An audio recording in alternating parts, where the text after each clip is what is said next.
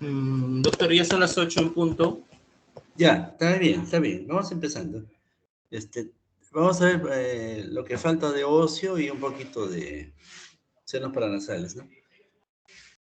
Habíamos visto tumores, quistes, lesiones venidas y marinas en el hueso, lo que es reacción perióstica, ¿no? Entonces, lo que estamos viendo ahorita, por ejemplo, no es un tumor. La evolución es distinta. La evolución acá sería de, primero, una infección de las partes blandas, ¿no? Con más frecuencia. O sea, que una celulitis, una herida infectada, una herida abierta, ¿no? En piel y faneras, y exposición. Por ejemplo, toda exposición amplia de las partes blandas que expone hueso es potencialmente probable una osteomielitis, ¿no? Por ejemplo, una fractura. Si una fractura es cerrada, se pega. Si una fractura es abierta, o sea, se rompe en tal forma los tejidos blandos que el hueso se expone, la osteomielitis es muy, muy probable que suceda. O sea, hay varias formas de que llegue el germen, ¿no? La otra es directa, por diferentes motivos. Bueno, entonces la etiología es primero que hay un cortejo infeccioso, con todos los síntomas de malestar, fiebre, ¿no? Pico febriles y pruebas de laboratorio de tipo infeccioso. Y los pacientitos estos tienen la piel edematosa y enrojecida. Entonces, si hay todo un aspecto de infección, el paso es, si esta infección pasa mucho tiempo y no sana, que posiblemente llegó al hueso. Entonces, esta es una osteomielitis aguda. Hay osteomielitis aguda y osteomielitis crónica. La osteomielitis aguda es más frecuente en niños o en inmunodeprimidos. Y en adultos con la fractura expuesta, que les dijimos, ya pensamos, ¿no? O de infecciones de tejidos blandos de diferente causa. Lo que más se le parece a la osteomielitis aguda es el sarcoma de Ewing. ¿Se acuerdan que el sarcoma de Ewing se escribe? Ewing se pronuncia. Tiene predilección por la primera década de la vida y en la diáfisis. Si notan, este es un hueso de un niño, porque tiene la cabeza, el húmero, este es un húmero, ¿no? Tiene el núcleo de crecimiento cartílago, el hueso está creciendo, es un niño pequeño. Y la lesión está en la diáfisis, no está en la metáfisis ni en la epífisis, en la diáfisis. Y acá el periósteo está como levantado, carcomido, y la cortical se ha perdido un poco. Entonces, por aspecto podría parecerse un Ewing. No, pero la acción perióstica no es tan frondosa. Por la ubicación también podría parecer un Ewing, pero la evolución es diferente. O sea, vamos a ver en apariencia de la presentación, ¿no? Por ejemplo, el Ewing no tiene por qué haber fiebre o otros síntomas de tipo infección. Entonces, lo que están notando es que hay prominencia de tejidos blandos. Lógicamente, los tejidos blandos que lo rodean están muy inflamados. Irregularidad de la cortical del húmero. Esta cortical de abajo es normal, pero donde está la lesión está carcomida, está adelgazada y está irregular. Y alteración de la densidad del hueso, está como poroso, apolillado, por pérdida de matriz. Eso no es aguda. Acá el hueso se reblandece, ya no es tan duro, se vuelve un poco blando y se puede deformar, ¿no? Con el tiempo. El tratamiento es antibiótico intensivo y en casos muy extremos hacen cirugía para retirar detritus o fragmentos de hueso muerto, ¿no? En casos extremos ya, bueno. Por ejemplo, es una osteomielitis, pero que ya está evolucionando. Entonces, al evolucionar se vuelve crónica. Entonces, quizás ya no haya tanta fiebre, pero hay el malestar, la incomodidad, la deformación. ¿Qué nota? Que el hueso engruesa la cortical. Se deforma en su arquitectura natural, o sea, tiene no hay armonía, ¿no? En cuanto a un hueso que debe ser del mismo espesor acá y es a la epífisis, ¿no?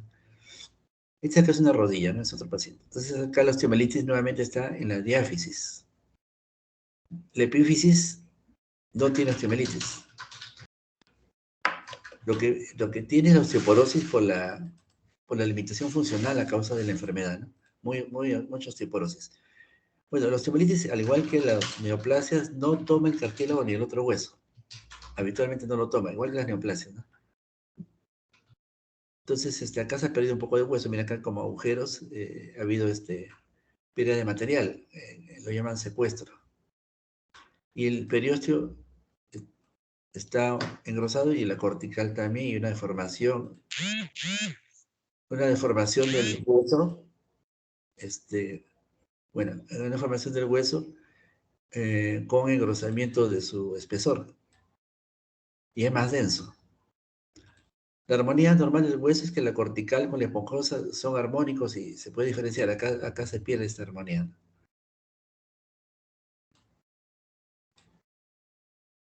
Ya el secuestro es un segmento del hueso necrótico que se separa del tejido vivo con un proceso de granulación, ¿no? Y el involucro denota una capa de hueso vivo que se ha formado sobre el hueso muerto.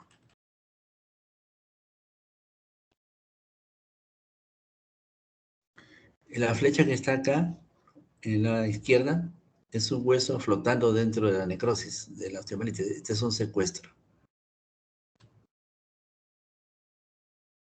Acá ya es una osteomelitis crónica, ¿no? El secuestro, una área radiolúcida en la metáfisis femoral con lesión sólida en su interior que corresponde a un secuestro. O sea, en la evolución de osteomelitis aguda crónica, puede o no formarse estas imágenes de secuestro. Nótense nuevamente que está en la diáfisis. No llegó a tocar la metáfisis, donde está el cartílago.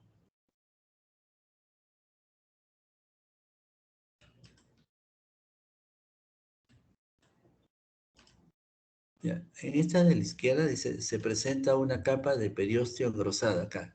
El periósteo, que generalmente es invisible, por ejemplo acá el periósteo no lo ven en otra foto, ¿no? Se forma como una capa de periósteo grueso, ¿no? Por la evolución. Ya, y se separa de la cortical. Y entre ella, una colección purulenta, acá. ¿Ya? Entonces, esta es una evolución al involucro.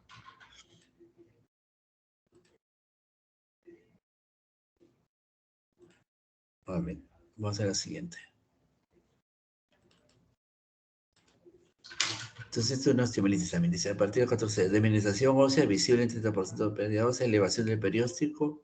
¿Por qué se eleva el perióstico? Porque se está sedando. Destrucción de la cortical. La cortical se empieza a perder. A los 21 días, lo más probable es que se produzca un secuestro más un involucro. O sea, mixto. Antes no.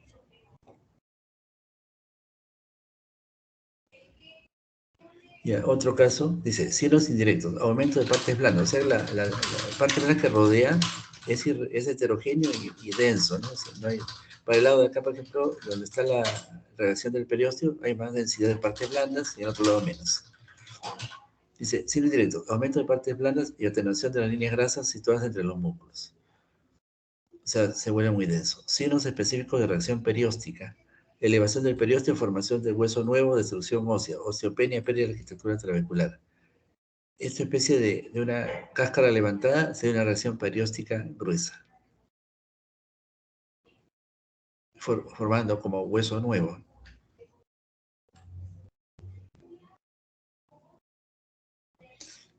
Acá se ha reblandecido el hueso en la medular y se ven espacios con menos hueso por la desmineralización.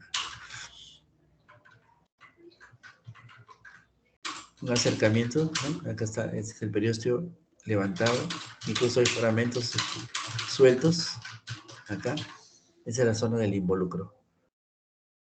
Si hubiera acá fragmentos de hueso flotando sería, no, este es el secuestro, ¿no? El secuestro sería esto. Si hubiera huesos en fragmentos acá dentro de los espacios serían involucros. ¿ya? Y acá, para el lado de la lesión, los tejidos blandos no son muy oscuros como para otro lado. Los tejidos blandos son más densos por la inflamación.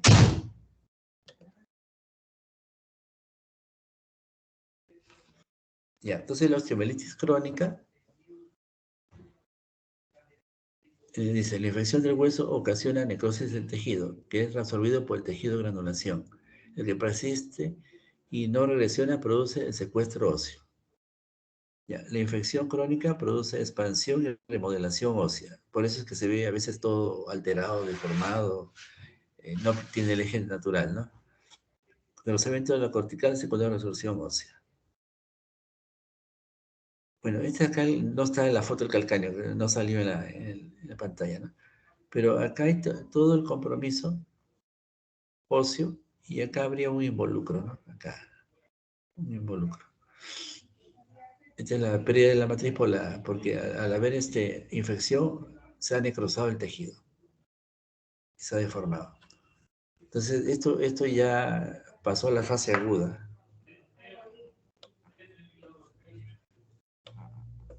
Pasó a la fase aguda y el tejido muerto del involucro podría revitalizarse o quedar ahí eh, estático, ¿no? Pero si sufre transformación por necrosis, a veces necesita una cirugía para retirarlo, ¿no? Curetearlo, hacer un curetaje. Otro caso de osteomelitis crónica, este es un fémur, ¿no?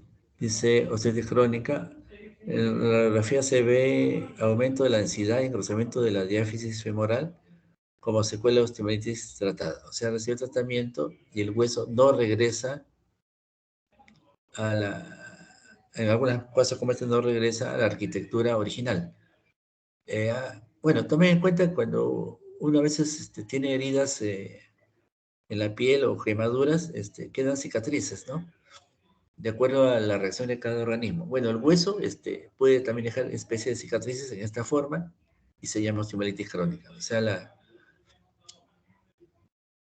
el hueso reformado o neoformado después de la recuperación de la infección.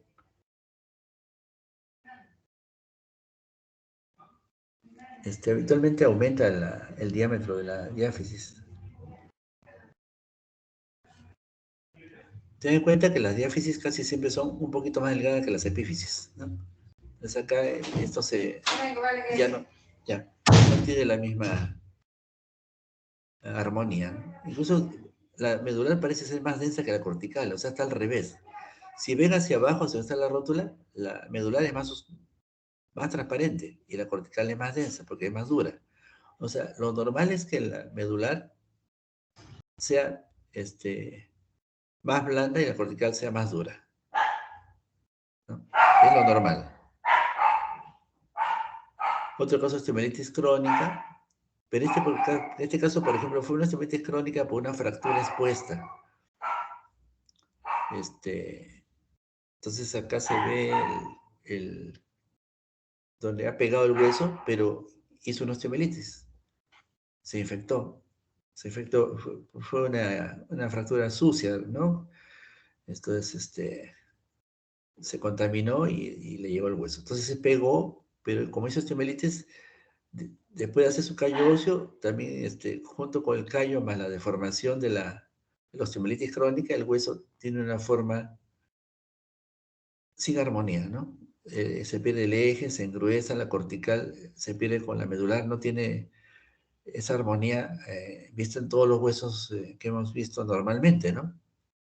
Si se van casi hasta el extremo, verán que más o menos se ve el hueso normal, la parte de abajo, o llegando a la parte más alta, la cortical más densa y la esponjosa más transparente.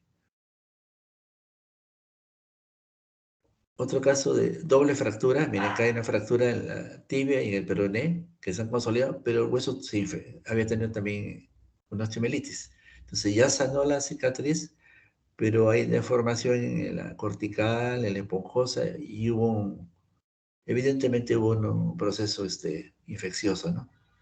Entonces la remodelación deforma un poco el hueso. Vean cómo se ve una osteomelitis después de una herida intratable, ¿no? O sea que por algún motivo perdió mucho tejido blando, piel, subcutáneo, ha perdido tejido muscular posiblemente, ¿no? Entonces el hueso normalmente tiene que estar rodeado de tejido y estar aséptico. Entonces acá se infectó todo. Entonces se hizo la osteomelitis y se carcomió el hueso. Incluso en la última, vean, esto de acá, ya la pierna del paciente está a la izquierda, ¿no? Las dos siguientes son radiografías, pero la última a la derecha es una tomografía con reconstrucción. Por eso es que se ve claramente las pérdidas de la corteza y las erosiones, ¿no? Una tomografía con reconstrucción coronal. Las dos del medio son radiografías donde se nota también la deformación y las especies de erosiones de la tibia. Entonces es una osteomelitis aguda, pasó a crónica en la tibia. Acá, lógicamente, han tenido que hacer una cirugía amplia y poner injertos. Reavivar los bordes y poner injertos. Y el cirujano plástico trabaja mucho acá, como el traumatólogo. O sea, limpiar las heridas, tejido muerto, sacar.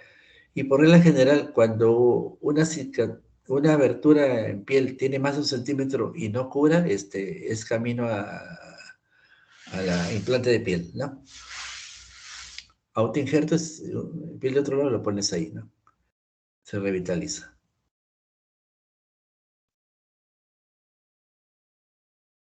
Eh, el tejido de granulación, cuando ya no hay infección, también puede ir rellenando la abertura.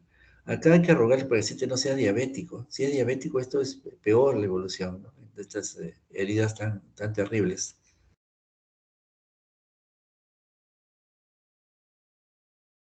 Ya.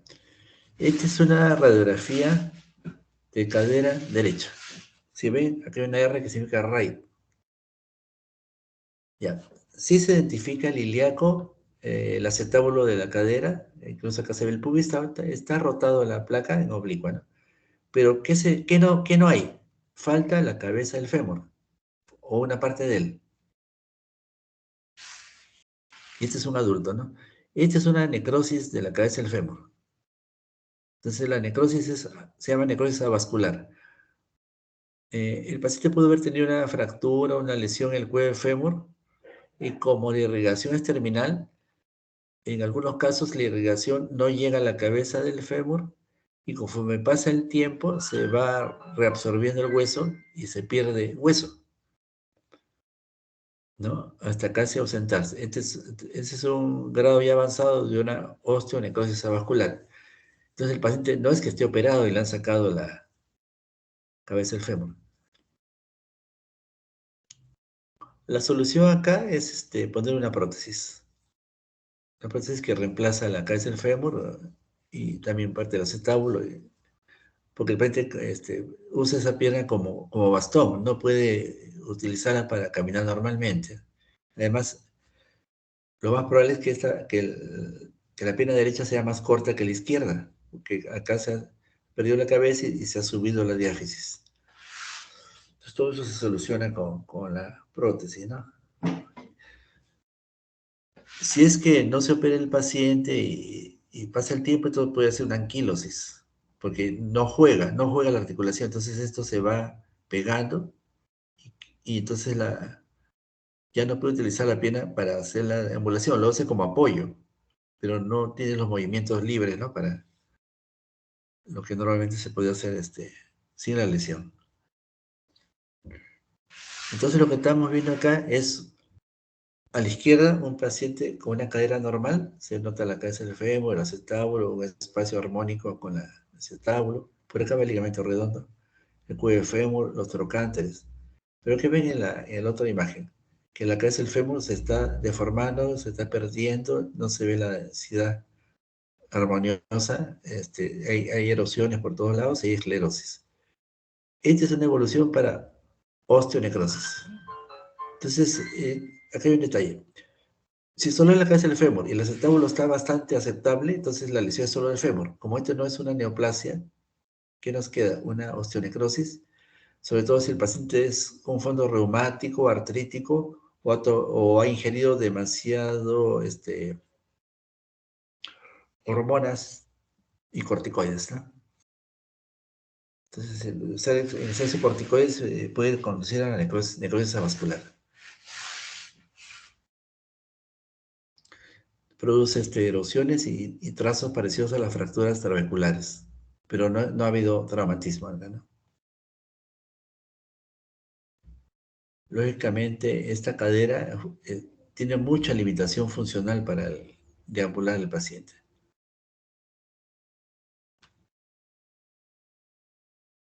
Necrosis vascular. Hay necrosis vasculares que no se notan con una radiografía y necesitan resonancia o gammagrafía para ver si la irrigación es correcta, ¿no?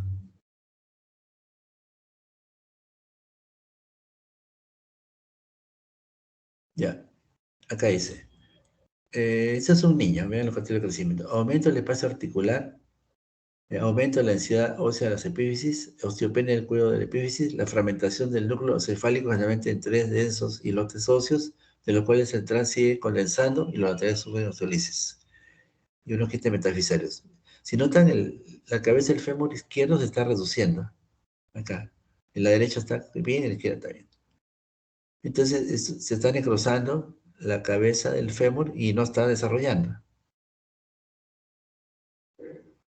Cuando esto se aplana, se llama síndrome de Calvé-Pertes. Calvé-Pertes, ¿sí? El gran riesgo, aparte de la limitación funcional, es que si el cartílago está también comprometido, esta pierna va a crecer menos que la otra. Entonces va a tener una pierna más corta que la otra a largo plazo.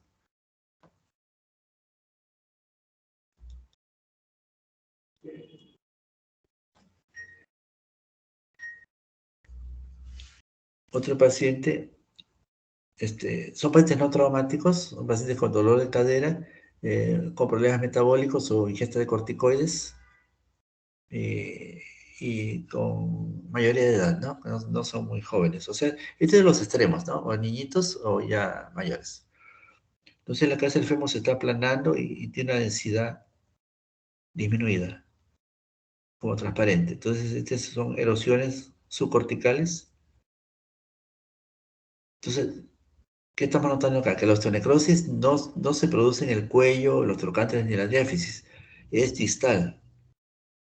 Distal en cuanto al hueso en sí, ¿no? O sea, es bien epifisario. Entonces, solo en la cabeza. A la larga puede ir a la artrosis porque esto, como está deformado, golpea al acetábulo sin armonía, por lo tanto hay una reacción acetabular secundaria, ¿no? Lo primero es la osteonecrosis, que se llama osteonecrosis avascular. Este es un paciente que tiene un seguimiento. Acá se ve algunos signos, esclerosis, deformación de la cabeza, o sea, puede empezar una artrosis, ¿no? Pero el paciente toma mucho corticoides. Pasa unos meses y notan que la cabeza se está deformando. Y hay pérdida de matriz ósea, se desprende la cortical, no hay armonía con el acetábulo, pero el cuello y los trocánteres están bien, la defensa está bien. Pasa medio año más y ya no hay la cabeza. O sea, ha evolucionado hacia la necrosis ósea, o sea, se perdió el hueso, se necrosó el hueso. Necrosis ósea. Acá la parte mecánica es de que como el hueso está débil por la falta de vascularidad y como nosotros caminamos apoyados en nuestros miembros inferiores, esto, conforme uno camina, choca con el acetábulo. Si tú estás caminando, en unos minutos ya chocaste como 100 veces, ¿no? En una caminata y varios días, miles de veces. Entonces, tanto golpetear acá y el peso que tienes encima del cuerpo humano, entonces la cabeza se empieza a reabsorber, ¿no? Y reducirse de tamaño. Y acá prácticamente ya no tiene correlación con la concavidad acetabular.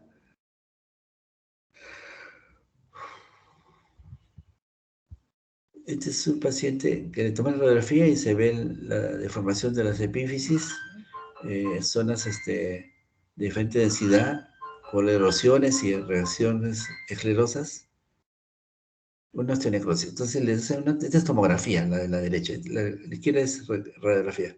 Tomografía con reconstrucción. Y se notan fácilmente los quistes subcorticales y áreas sin matriz ósea, y la deformación de la casa del fémur de la osteonecrosis. O sea, este es las cavidades necrosadas. Y los bordes se demarcan bastante nítidos por tomografía. Esta es resonancia. Un paciente que tenía los síntomas, tenía dolor y la radiografía salió negativa. Bueno, o sea, mejor dicho, la radiografía parecía normal. Entonces pasa la resonancia. Esta es resonancia porque vean la abundancia de tejidos blandos que se ven, ¿no? Esta es resonancia. ¿Qué nota? Que en ambas cabezas del fémur hay unas imágenes geográficas en las epífisis. Entonces, esta es una osteonecrosis avascular inicial. Todavía no se pide la arquitectura del hueso, pero ya hay estas imágenes, algunas mencionan, aparte de la ubicación muy geográfica, las imágenes en riel. Parece un riel esto, ¿no? Parece un riel. Imágenes en riel, le llaman. Otra, se mueve esto. Otra resonancia en la cual la cadera derecha está bien. Miren, esta es la cabeza del fémur. Esta hoyuelo es el ligamento redondo, el ligamento que sujeta, ¿no? al fémur. Pero en la izquierda, la rodilla izquierda, noten que la densidad de la medular está difusamente heterogénea y la cabeza tiene esas imágenes geográficas, como riel, y la cabeza no tiene la forma esférica normal. Entonces, y no hay infección de fondo, ¿eh? Además, algunos decían, pero osteomelitis, pero ahí está el detalle, ¿no? Que la osteomelitis es más diaficiaria y la necrosis vascular es más epifisaria. Es epifisaria, como este caso. ¿Ya? Es raro una necrosis en la diáfisis, ¿no? Así como es raro ver una osteomelitis en la misma epífisis.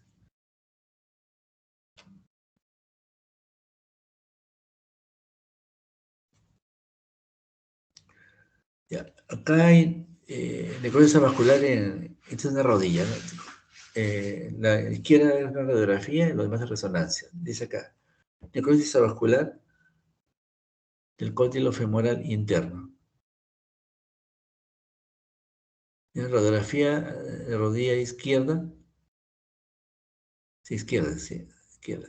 Acá se ve el peroné, por lo tanto el lado izquierdo.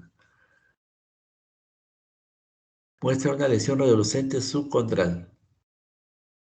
O sea, la epífisis interna sería esta, porque el peroné me dice que este es el externo. Entonces, para el lado donde está la letra A, ahí arribita, este es el cóndilo del fémur. Aquí hay una erosión. Dice radiografía P de rodilla izquierda, que muestra una lesión radiolucente subcondral. Subcondral quiere decir debajo del cartílago. El cartílago, en realidad, todas las epífisis del hueso tienen como una laminita encima de la cortical y el periósteo, lógicamente, que es el cartílago. El cartílago es el que, como un plástico, que no hace, que evita que el hueso esté expuesto directamente, es el protector. Por eso dice subcondral, rodeada por un halo de esclerosis. Entonces la esclerosis sería el borde más blanco, ¿no? Las siguientes son imágenes, FC son términos T2, eso de resonancia, ¿no? Fase spin eco, coronal, eco gradiente y todo eso, ¿no?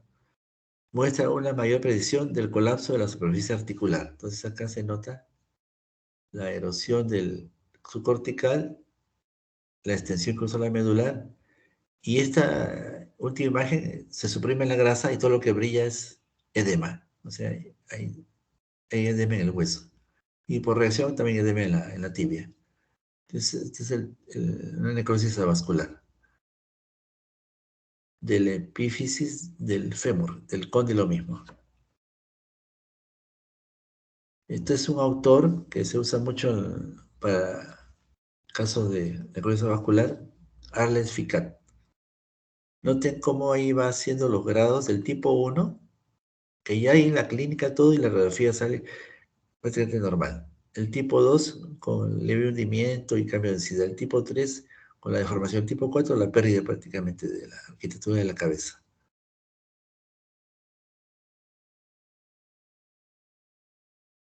¿Ya? Entonces, el tipo 2 es cuando hemos visto las imágenes geográficas, pero conservar bien la cabeza. Y el tipo 4 es cuando hemos visto que ya no hay la cabeza del fémur, ¿no? Cuando, lo que hemos visto hace un momento. Arlen Ficat. Bueno, esta es una resonancia de acercamiento. Están en un plano donde estamos viendo la cabeza del fémur debajo del acetábulo. ¿Ya? En realidad esto es dentro de una serie de imágenes y esta es una selectiva. Acá se pueden perder un poco, pero como estamos hablando de la parte ósea, este es el acetábulo y esta es la cabeza del fémur. Noten esta imagen, como decíamos, de ubicación bien geográfica, como un mapa, ¿no? Y con la imagen en riel, contorno. Es una necrosis vascular de la cabeza del fémur.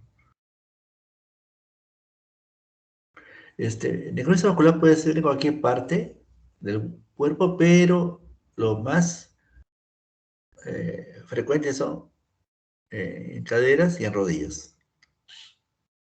Es muy raro en otro nivel, ¿no? Pero son los más frecuentes. Estas imágenes de necrosis vascular acá, en una ubicación no las más frecuentes, ¿no? Pero por algún problema hormonal o vascular mismo, tiene la imagen geográfica. A ver, vamos a ver si dice acá, imagen de densidad de protones, corte sagital, las flechas señalan lesiones óseas del centro isodenso y periférica hiperdensa que corresponden a infartos. Y bueno, infarto de necrosis, pues, ¿no? El infarto es muerte del hueso y va a la necrosis, es infarto previo. Entonces acá también tiene. ¿Qué otra cosa puede dar esto? Cualquier vasculitis, problemas vasculares vasculíticos, ¿no?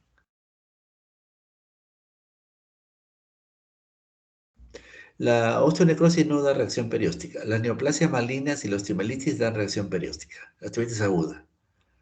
La osteomelitis aguda da reacción perióstica, la osteomelitis crónica no da reacción perióstica.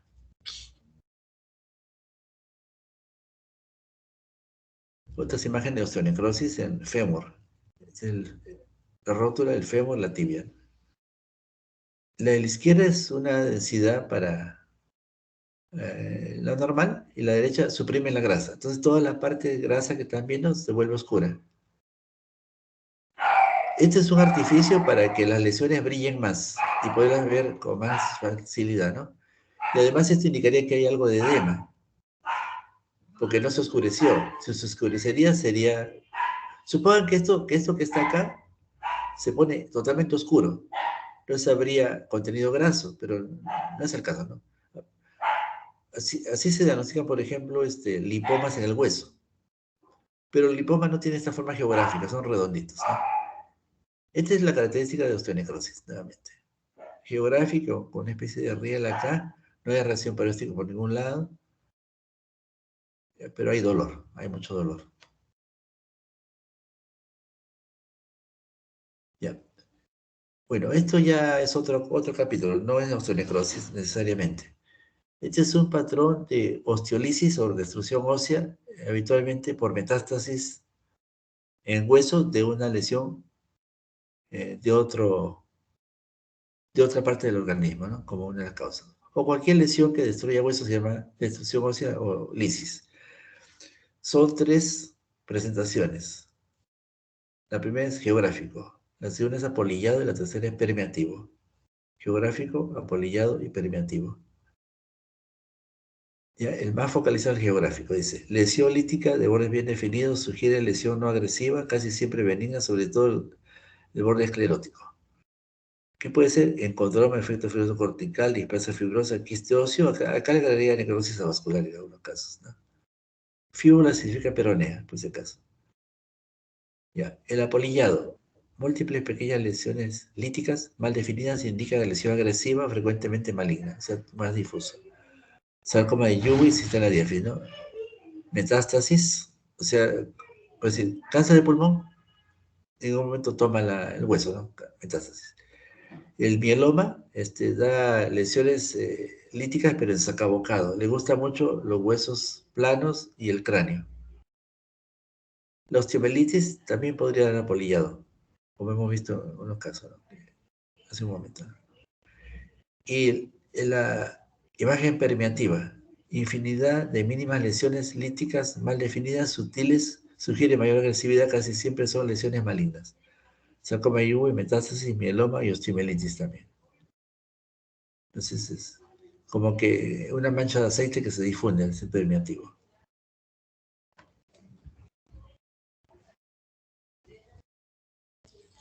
¿Ya?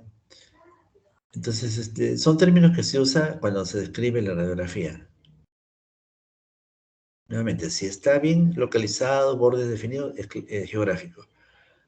Si son múltiples como agujeritos, difusos, es apolillado. Pero si es difuso, como que se expande, como el aceite, es permeativo. El permeativo no ves casi el borde del límite de la lesión. El que más se ve es el geográfico.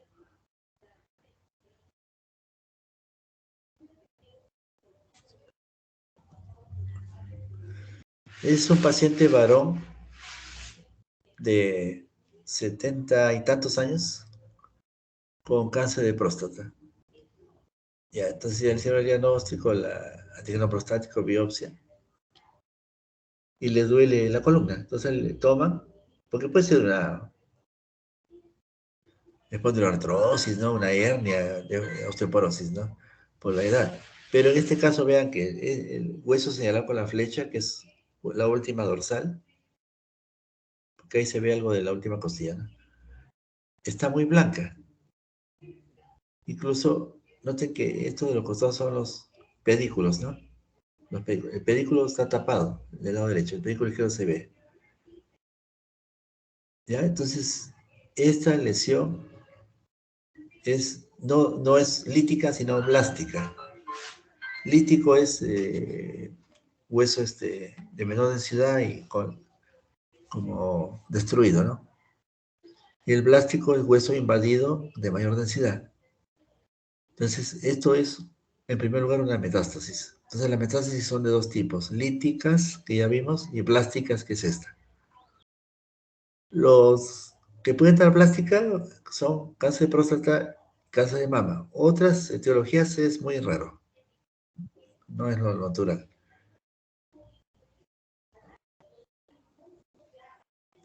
¿Ya? Entonces, es una metástasis plástica. Una forma de ver también metástasis en todo el cuerpo, buscar, pero no es muy anatómico, pero sí bien demostrativo en la gamografía. Tomas una gamografía y sale como todo el esqueleto, como un esqueleto de anatomía, y todo, donde está la metástasis salen como puntos brillantes o tomados por la metástasis. Hace un mapeo, ayuda bastante en la gamografía para ver implantes metastásicos de un solo golpe, porque imagínate, si le tomas radiografía, tienes que tomar de todo el cuerpo, por lo menos una docena de radiografías, ¿no? Tomografía tenés que tomar todita la columna, entonces allí interviene la gamografía. Ya. Es un paciente con síntomas oncológicos de fondo, malestar, adelgazamiento. Dice acá, hay un pulmón a la izquierda y una columna a la derecha. En el pulmón se ven nódulos. Entonces con la flecha. Pero en la vértebra se encuentran lesiones blásticas.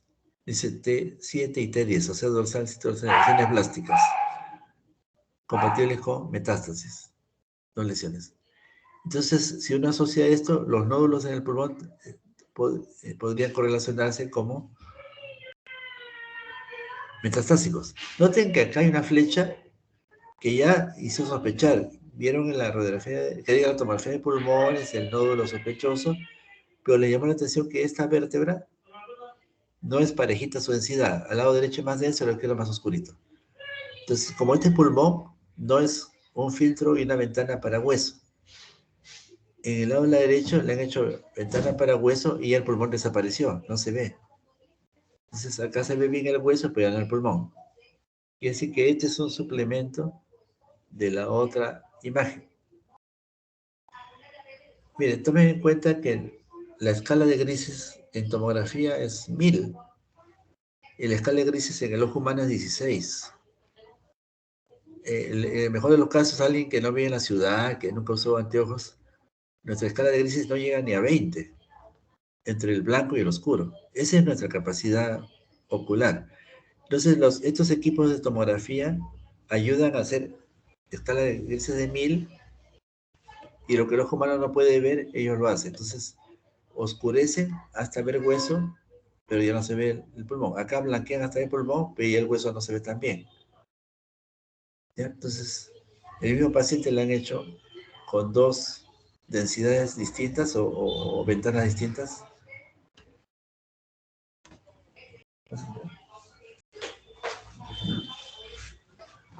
Ventanas distintas. Ya esta es una cuestión que se hace con el equipo, ¿no? Incluso al paciente se le hace el barrido acá y no se hace otro barrido, sino con esto nomás se reconstruye y se cambia la ventana de la máquina con el software. Esa es la ventaja de los equipos actuales. Antes había que volver a hacer el examen con la ventana de hueso. Ahora no. Ahora no. Con las máquinas actuales de última generación, haces un barrio del paciente y ya con el postproceso pones a la visión del médico, del especialista en la ventana. Tal es así que, por ejemplo, yo estuve trabajando hoy eh,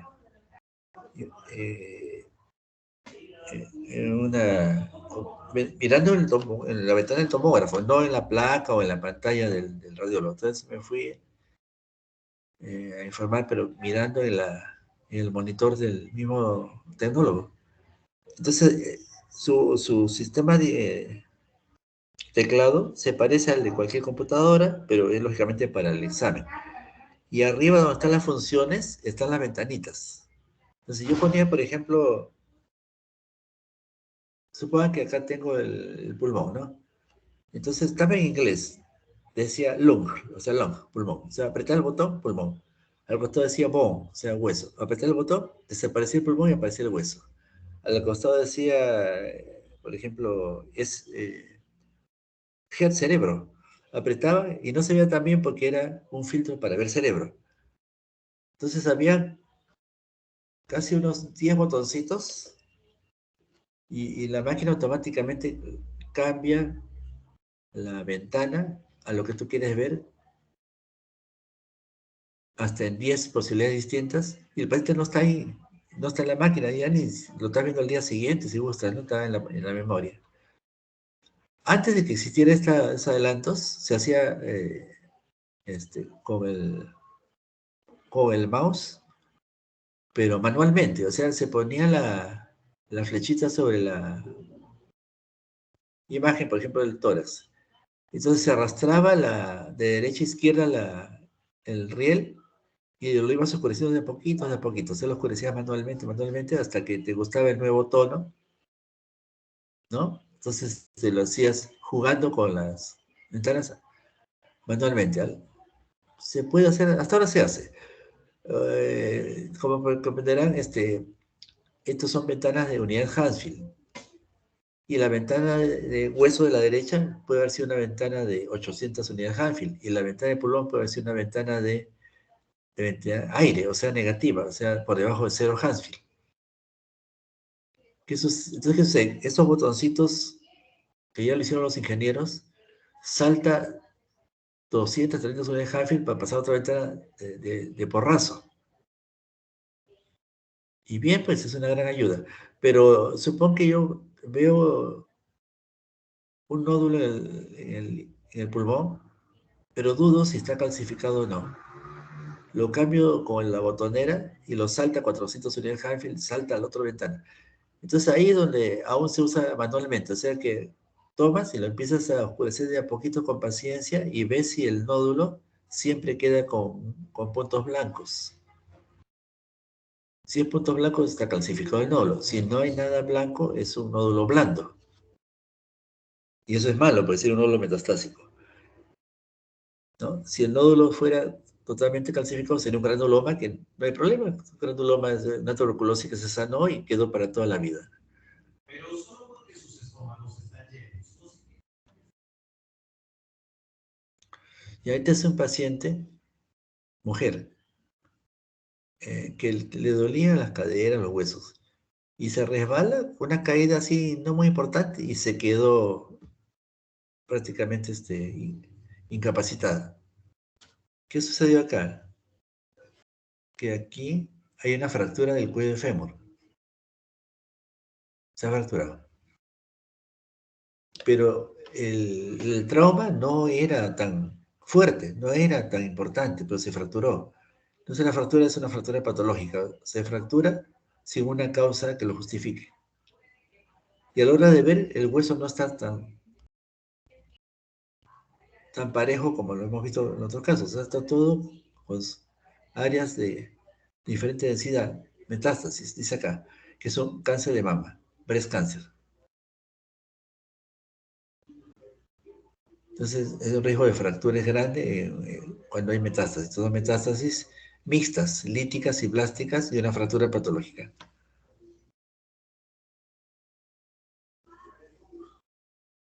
Eso en la cadera izquierda.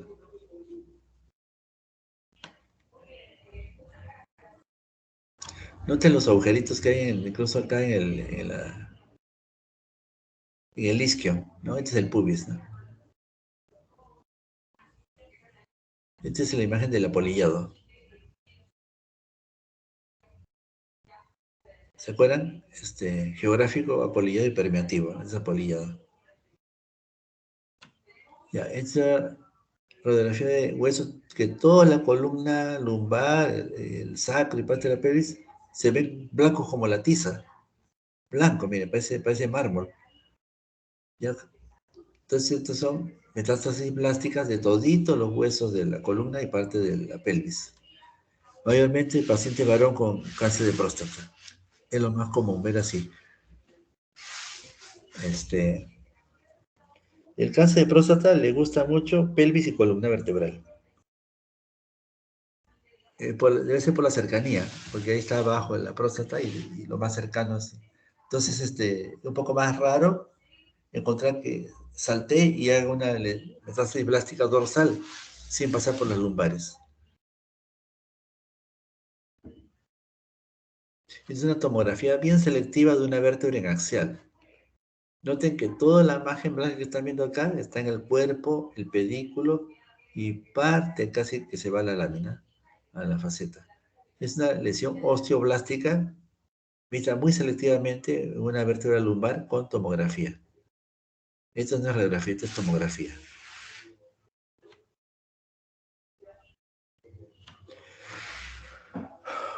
Acá hay algo que no tiene nada que ver con metástasis. Es un paciente que se toma por artrosis, no tiene paciente oncológico ni nada de eso. ¿Qué notan? Que esta vértebra es la de acá. Noten que tiene los canales de Harvers, o sea, los canales los que normalmente tiene el hueso bien amplios, los canales vasculares. Y eso le hacen el nombre como camiseta de fútbol americano, le dicen, ¿no? Rugby, ¿no? Esta es la imagen típica de un hemangioma de la vértebra, vista por radiografía o tomografía. Las trabéculas bien engrosadas. Normalmente las trabéculas casi no se ven. Ya la cortical acá está indemne, este no es una metástasis, no es un sarcoma osteogénico y nada de eso. Y pacientes generalmente son hallazgos muy casuales, asintomáticos. Agrandamiento de los canales de Harvest. Ya, bueno, hemos visto huesos del organismo, pero vamos a regresar a la parte del cráneo. El cráneo más conocido es el Cadwell, porque se ve como un cráneo de anatomía, ¿no? Como un rostro. El lateral no hay mayor problema en distinguirlo. Pero cuando gira, el paciente apoya el mentón en la placa, aparece esta forma. el cráneo desaparece y se ven bien los senos, la nariz y las órbitas. Esta incidencia se llama Waters. Entonces, lateral, Caldwell y Waters. Entonces acá tenemos, forma parte de la serie radiográfica para evaluación de senos paranasales junto a Caldwell y lateral del cráneo. O sea, el Waters está al medio, el lateral está a la izquierda y el Caldwell está a la derecha. Ya, los senos paranasales son los siguientes: frontal, está por encima de las órbitas, al medio; etmoidal, que está entre las órbitas y por debajo de la lámina cribosa y debajo del frontal, ¿no? Los maxilares, que se ven bien en el Waters, que están a los lados de la nariz, acá, como triángulos. Por ejemplo, acá en el perfil, los dos senos maxilares están superpuestos y el etmoidal está acá arriba, ¿no? Y esta es parte del frontal. Acá el etmoidal está entre las órbitas y algo de los frontales. Los maxilares no se ven bien en el Caldwell. Ya.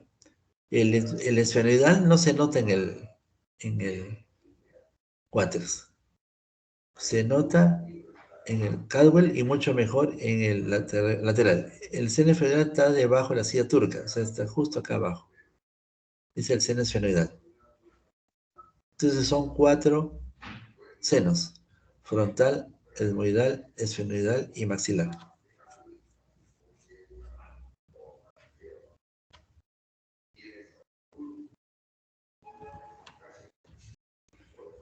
Esto es lo que acabamos de decir. Cadena neumática que presenta el interior de los huesos: maxilar superior, frontal, esfenoidal y etmoidal. Bueno, maxilar secas, porque no hay maxilar inferior en senos, ¿no? Lo que está dibujado con la línea del señalado es el seno frontal. Los senos son cavidades llenas de aire. Entonces, los senos dan parte de la claridad de la voz, ¿no?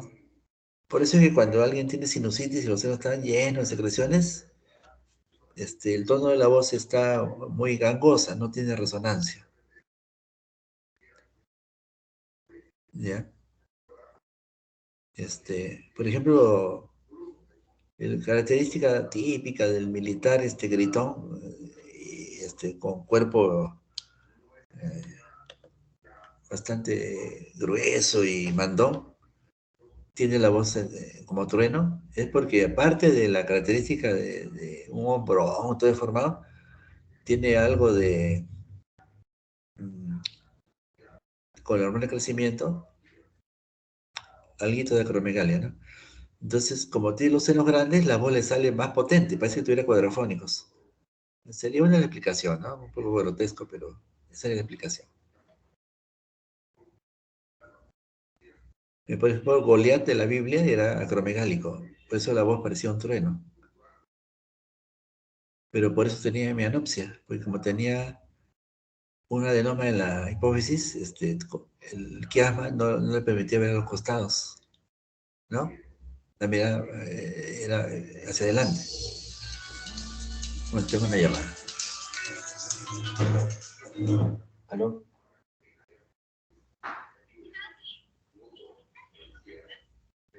Ya, sigamos.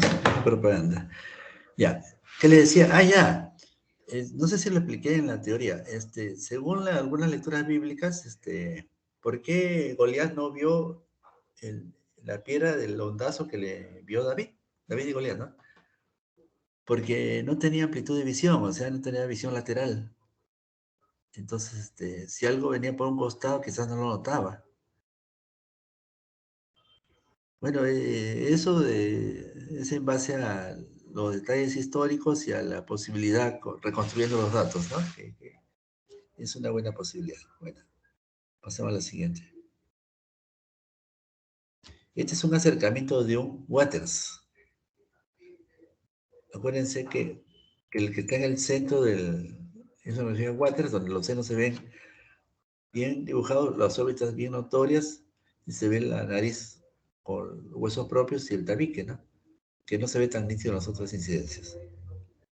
Entonces, este es un acercamiento del Waters. O sea que acá el borde del cráneo, la cavidad oral, las órbitas están un poco por fuera del cuadrado de la toma.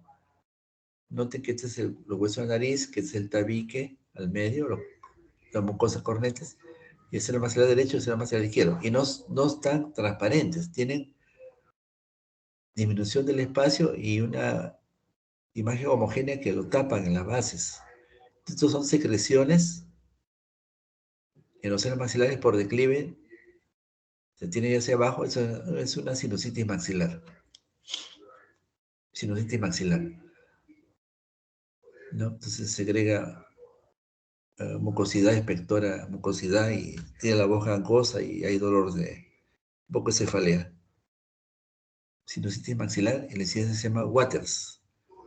Creo que en francés le dicen blondeu. En anglosajón es Waters. ¿Cómo suena? Esta es otra incidencia en Waters. El seno maxilar derecho tiene un evidente nivel hidroaéreo. El seno maxilar izquierdo está un poquito grueso, pero casi nada. El seno frontal está bien. Bueno, el hemoidal no se nota mucho, no está en la pantalla. Los cornetes están un poco gruesos, no se ve espacio, el tabique está bien. ¿Qué sería esto? Una rinosinusitis reagudizada. O sea, esto puede ser crónico, pero se le ha exacerbado el lado derecho. Entonces, rinosinusitis reagudizada en el seno maxilar derecho. Cuando hay un nivel, está en fase aguda, ¿no? Ya se ha encendido la infección.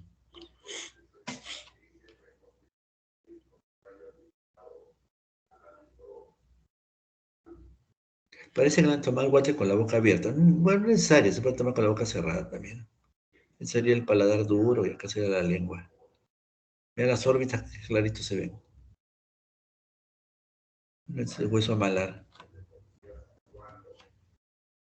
Ya. Es una incidencia más o menos Waters, no sale tan perfecta, entre el Waters y Caldwell. Estos son los senos frontales, seno maxilar izquierdo y el derecho tiene un nivel hidroaéreo, sinusitis maxilar agudo. Acá el tabique sí está chueco, no se nota como derecho, ¿no? Como recto. Entonces, debe ser el tabique, los carnetes gruesos, y ya con todo esto condiciona una mala respiración y una sinusitis aguda maxilar derecho. Entonces, tiene secreciones mucosas, verdosas o amarillas oscuras, a veces medio oscurecidas, porque está infectado, necesitas tomar antibióticos. Ya.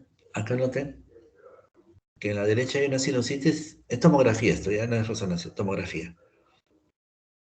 No confunda, no es radiografía, es tomografía.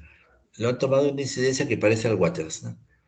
Entonces acá hay una sinusitis maxilar con bastante contenido en el maxilar derecho y menos en el izquierdo, comparado con un paciente que no tiene nada. Están libres, que no tiene sinusitis.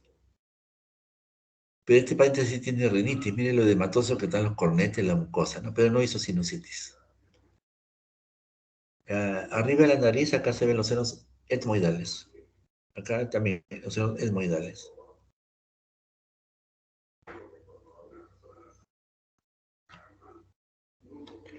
En la izquierda también un poco de nivel, ¿no? Acá, no tan notorio, pero...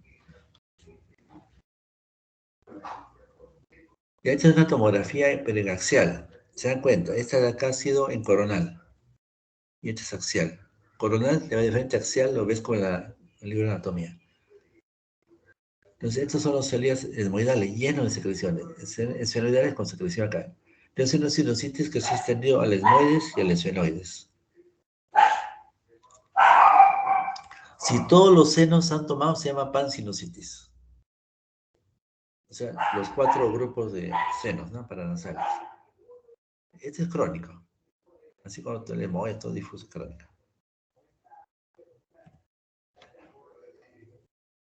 Ya, esta es una vista axial, va con el mismo paciente. Al nivel de la base cráneo, frontales. Al nivel de las órbitas, esmoidales.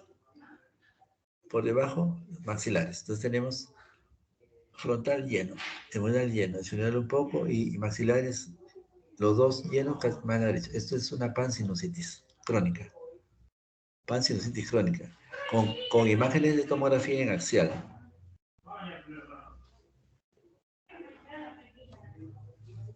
Ya. Este es un paciente que tenía sinusitis, lo trataban, la sinusitis persistía, y después de un tiempo se tapó completamente de un lado de la nariz. ¿Qué es lo que está acá? Una imagen de tipo mucosa, pero como encapsulada, pero que está sobresaliendo, se está saliendo de una cavidad paranasal natural, ¿no? Se está aflorando. Y esto se llama mucocele. El mucocele es una sinusitis que posiblemente regresiona, pero se atrapa el moco, se engloba y sobresale por fuera de la cavidad natural. Mucocele. Cele significa salirse, ¿no? Dice, 91 años de dificultad respiratoria, proptosis derecha. O sea que el ojo se le está saliendo de un lado, miren. Dice, TAC axial. Esta es tomografía de resonancia. TAC axial, lesión hipodensa de gran tamaño central en el esmoides, con reborde óseo escleroso, que ejerce efecto de masa sobre órbita y fosa nasal derecha y seno senoidal. En la resonancia magnética, gran tumoración de partes blandas discretamente hiperintensa que ocupa las salidas esmoidales derechas con efecto de masa sobre estructuras adyacentes. Entonces quiere decir que esto se inicia en el seno paranasal esmoidal y viéndolo bien es encapsulado. Es un mucocele del esmoides, el mucocele esmoidal. Historia de sinusitis rebelde hasta formar esto que llega a expandir el hueso. Por eso es que el ojo se está saliendo por el efecto mecánico. No es un cáncer, no es un tumor destructivo, es un puro mucocele. Mucocele.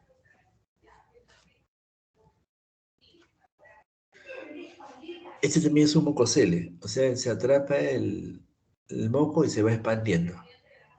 Y el mucocele es el que ya deforma el hueso, lo remodela. Un mucocele frontal izquierdo.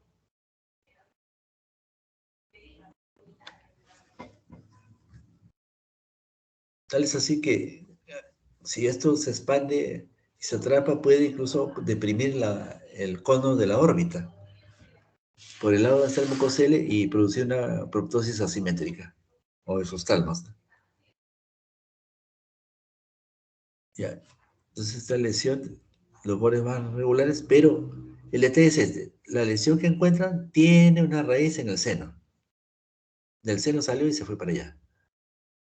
Dice, lesión expansiva más frecuente, obstrucción del orificio de drenaje sinusal, continua secreción, expansión y remodelación con bordes óseos con el centro de erosión, más frecuente en frontal y esmoides.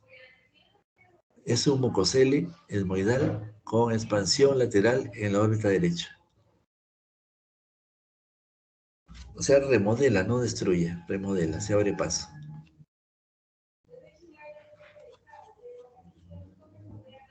Bueno, siempre un pequeño repasito para ver los senos cuando son normales, se ve así, pero esta es tomografía. Entonces se comunican por los ostios, ¿no? Ostios de drenaje, ¿no? Se comunican. No es que estén separados.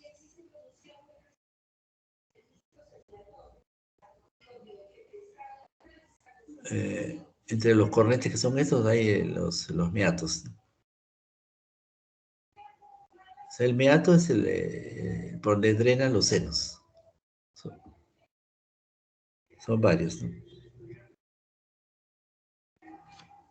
Es una tomografía, la foto de un macizo del cráneo, pero en coronal para ver los senos y se ven los cornetes muy gruesos, hipertróficos. Acá, los senos están libres. Pero cuando ya no tienes la arquitectura del seno, hablas de hipertrofia, edema y posibilidad de pólipos. Entonces el paciente ya no respira por la nariz, respira por la boca. Y el tabique después está desviado, ¿no? Entonces, ya, o sea que no toda rinitis va a sinusitis. Puede haber causa-efecto. Y algunas sinusitis también nos encontramos con los cornetes bastante aceptables. O sea que no todos los casos son idénticos. Esto se llama, este cornete cambiado. dilatación en concha bullosa, se pronuncia bulosa. O sea, dilatación en concha, es por una rinitis crónica. Dilatación en concha bulosa del cornete superior izquierdo y un poco de sinusitis izquierda. El tabique desviado. Este es cerebro, esto no es seno.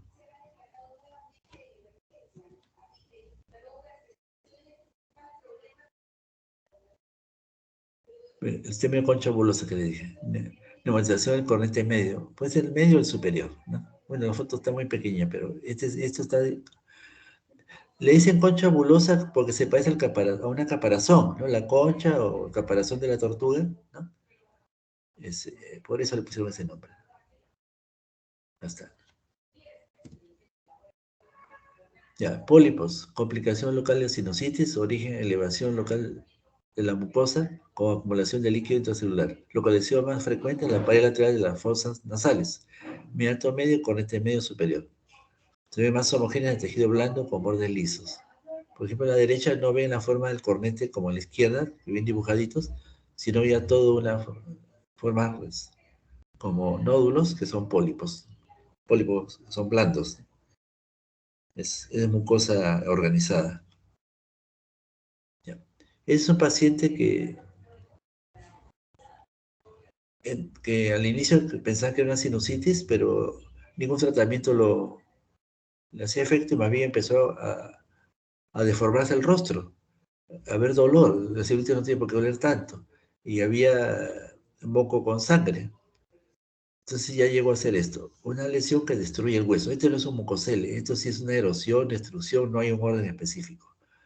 Dice, tumor más frecuente en los senos paranasales, el cáncer epidermoide. Origina con mayor frecuencia en el seno maxilar y etmoidal. Por ejemplo, el mucocele es más frontal y etmoidal.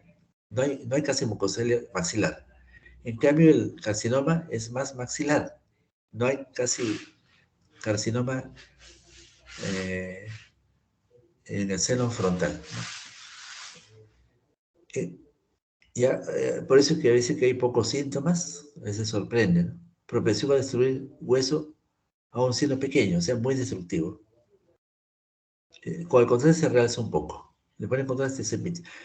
Ya, miren, si todo esto crece y no se pinta nada, pero no hay destrucción, lógicamente, es moco, todo es moco. Pero si se realza, más la destrucción, no es moco, es masa de tejido blando, porque tiene irrigación. Ya, acá hay un tumor seno maxilar derecho, en la cual está destruyendo el hueso y está sobresaliendo por fuera del hueso. Ha roto el hueso. Esto no hacen los mucoceles. Además, este es maxilar. Tumor seno maxilar derecho destruyendo la pared anterior y también algo de la pared lateral y posterior. Este es el seno maxilar derecho, seno maxilar izquierdo, ¿no? Estos son los palatinos acá atrás. Lo que están viendo acá es las ramas de los maxilares inferiores. Este es el tabique nasal desviado. Esta es la base del cráneo, donde ya viene el occipital. Ya, lógicamente este es un cáncer de seno paranasal, en el caso del maxilar. Ya. Este es un paciente joven. Los casos que vemos no son tan exhaustivos, este es ya el máximo. Una lesión que sobresale la nariz y sangra mucho, demasiado. Muy sangrante. Entonces le hacen tomografía y notan que hay una lesión que ocupa todo el seno maxilar derecho, la fosa nasal derecha. Toda la fosa nasal derecha acá, y se realza con el contraste, o sea, se enciende con el contraste. O sea, es muy vascularizado. Por efecto secundario, como tapa de la fosa, hace una sinusitis derecha, pero el moco no se pinta, esto sí. Y la característica de la edad. Esto se encuentra en adolescentes, entre 10 y los 20 años, 14 años, 12 años, jóvenes. Esto se llama nasoangiofibroma juvenil. No es un cáncer, es un tumor puramente vascularizado, muy sangrante y difícil de operar, porque sangra, ¿no? Entonces, así que primero le hacen arteriografías para ver qué arteria le irriga para clampar la arteria que le irriga.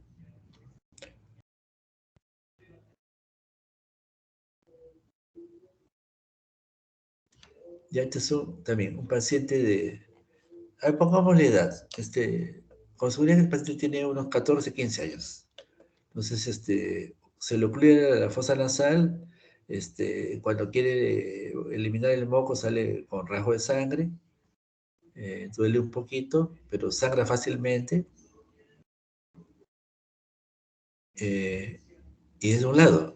El nasocofibroma no es bilateral, es de un lado. Y en la tomografía vemos que se realza muy, pero muy intensamente, se realza bastante. El carcinoma no se realza tanto. El moco no se realza nada. O sea, si fuera un mucocele, negativo, no pinta. Si es un carcinoma epidermoide, se pinta heterogéneo y no mucho. Pero si es un nasocofibroma, se pinta intensamente y de bordes bastante claros y definidos. Y más la edad. O sea, un nasocofibroma juvenil no lo vas a encontrar nunca en un señor de 60 años. Un carcinoma epidermoide del seno no lo vas a encontrar en un joven de 20 años. ¿No? Suma la edad más los síntomas. Ya, este en cuenta proyección es un Towne con radiografía. Noten que acá está en la cabeza y el rayo viene oblicuo y se obtiene la imagen de la espalda, o sea, del occipital. Este es el agujero magno. Puro occipital, no ven la órbita. La órbita está escondida porque el rayo pasa por encima del frontal, mire, no toca la órbita. Se llama Towne, como se escribe ahí. El Towne puede tener diferentes incidencias según lo que quieres ver, ¿no? Permite evaluar el hueso occipital, se puede ver los cóndilos del maxilar inferior y se ve bastante bien el tabique nasal, mejor que en el Catwell. Esto ya lo explicamos, es un Stemmers para ver peñasco. Es una oblicua, un frontal oblicuado, ¿no? Ese es el peñasco izquierdo. Ese es un Schuller, es un perfil oblicuado. Si está para eso un oído del lado derecho. Si mirar para el otro lado sería izquierdo, ¿no? Ese se llama Schuller. Schuller y Stemmers es para senos paranasales. Caldwell, lateral, y Waters es para... No, Schuller y Stemmers es para mastoides. Waters, lateral, y Caldwell es para senos paranasales, ¿no? Y en tomografía ya no se usa incidencia, pues, de todos los cortes de un solo golpe, ¿no? Tiene la nariz, el tabique, miren una concha bulosa acá, ¿no? Las mastoides acá, la celda, los cortes auditivos. Estos los cortes auditivos, viste, en coronal. Lo que está enfrente acá son los huesecillos. Y lo que está bajito es la membrana del tímpano. Se ha incidido el conducto auditivo externo. Este es el conducto auditivo interno. Son los semicirculares. Acá no está la cóclea.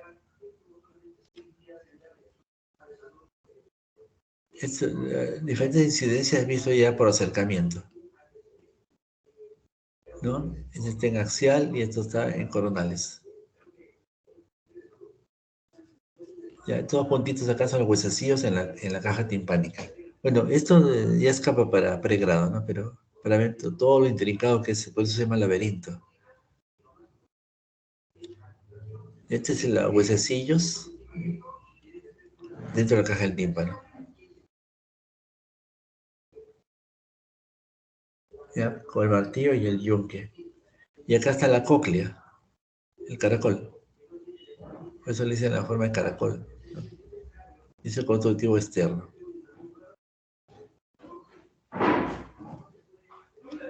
Acá, en la mastoide derecha está aceptable, las celdas, las cavidades. La izquierda está destruida. Esta es una otomastoiditis crónica reducida, o sea, está supurando. Está supurando acá. Ya, pues, prácticamente acá, por el oído sale pus. Creo que fue la última. Ah, ya sabemos la clase anterior. Ya, acá acabamos la práctica de hoy.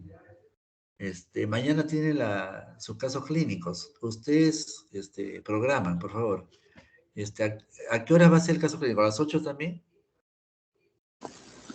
Sí, doctor, quería preguntarle al grupo más o menos su disponibilidad, pero creo que dentro de las No, no 6 y tengo la hora. problemas.